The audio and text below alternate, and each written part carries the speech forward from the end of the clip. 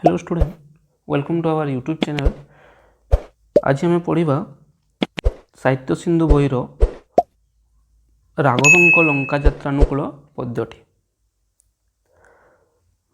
से पद्यर संक्षिप्त प्रश्नोत्तर बा एमसीक्यू माने आमे आलोचना करबा अछि। प्रथम क्वेश्चन टी है राघवंक लंका यात्रानुकूल कविताटीर कवि की। यार आंसर टी होची कवि सम्राट उपेन्द्र भंज।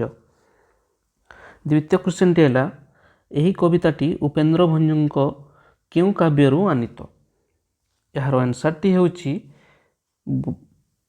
वैदेहीश विलास। यही कविताटी उपेन्द्र भंजक वैदेहीश विलास काव्यरू आनीत। नंबर 3 क्वेश्चन टी है वैदेहीश विलास काव्यटी क्यों अक्षर नियम रचित। यार आंसर टी होची ब अक्षर नियम रचित वैदेहीश विलास काव्यटी।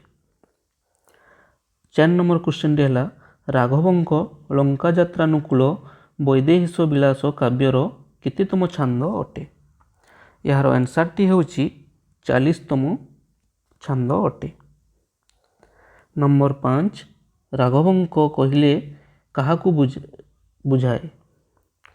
नंबर 5 राघव कहले काहाकू बुझाए। यार आंसर टी होची श्री रामचंद्र को बुझाए। नंबर 6 टी है कविता अनुजाई रामचंद्र काहाकू सांगरे धरी लंका अभिमुखी यात्रा करथिले।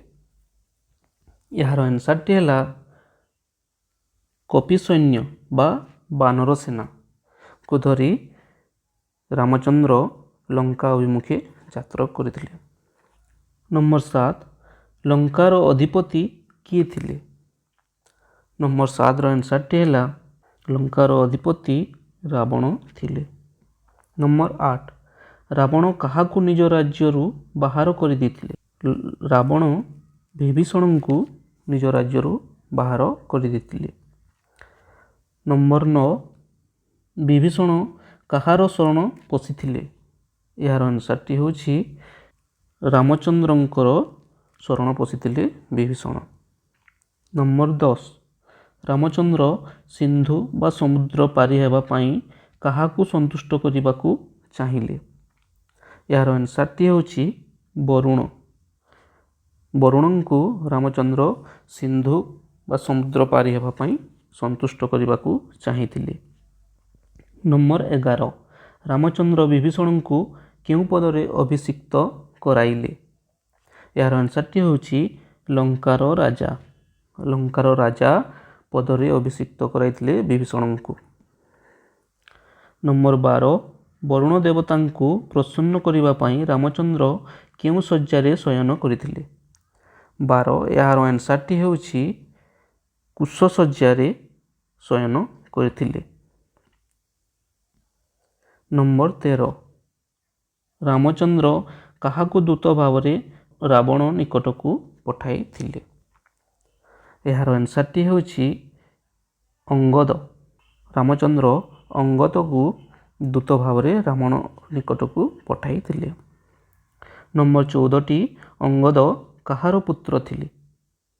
अंगद बालींक पुत्र थिले। नंबर 15 रावणर मंत्री नाम कौन थिला जहाकू से अंगद निकट को पठाई थिले।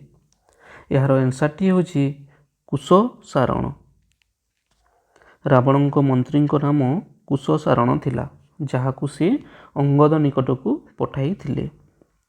नंबर 16 विंशपाणी कहले काहाकू बुझाए। विंशपाणी कहले रावण को बुझाए।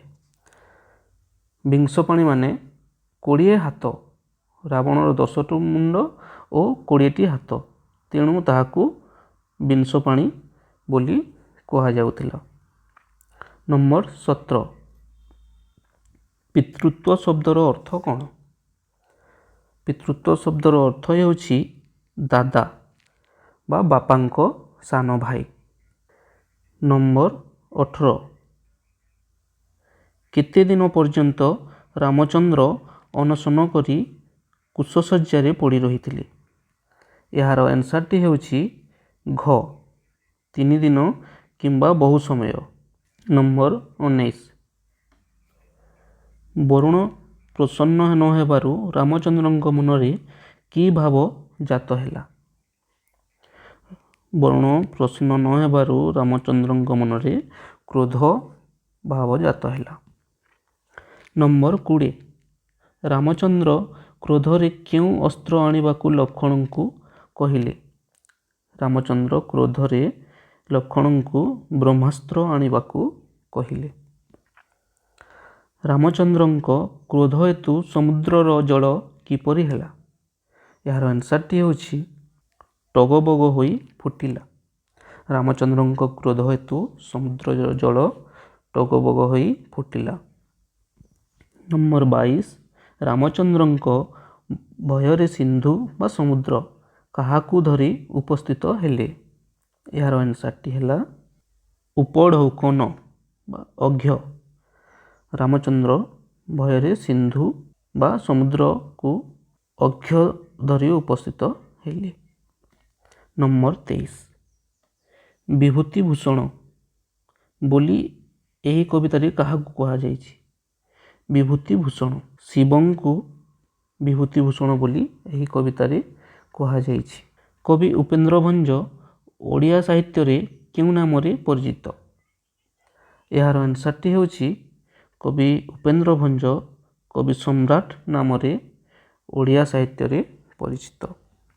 ନମ୍ବର 25ଟି ହେଲା ମର୍ତ୍ତ୍ୟମଣ୍ଡଳରେ ଦେହ ବହି ଦେବତା ହୋଇଲେ ମରଇ ଏହା କିଏ କହିଥିଲେ?